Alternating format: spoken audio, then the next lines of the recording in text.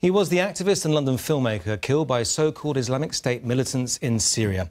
Mehmet Aksoy had been working alongside Kurdish forces when the military base where he was stationed was attacked back in September. While today, thousands turned out for his funeral in Highgate. Mehmet reports. Mehmet Aksoy, the London filmmaker who took on the so-called Islamic State with no more than a camera lens.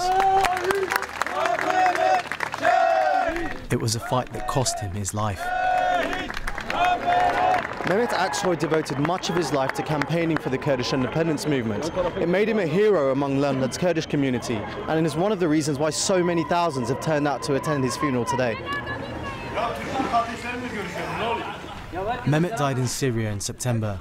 He had been in the country working as a filmmaker and press officer for the YPG, a Kurdish rebel group backed by the United States in its fight against militants from the so-called Islamic State. He was in Raqqa when he was gunned down.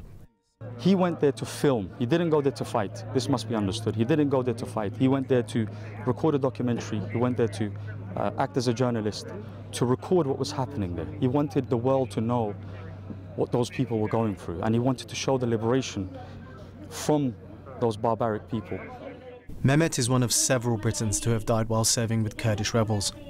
The Foreign Office has consistently warned against travel to Syria and Iraq, but many have ignored their advice and travelled to join different sides in the conflicts.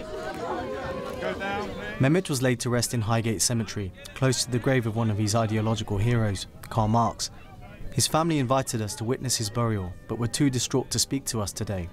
His sister has previously told us that her brother had died for a cause that he believed in.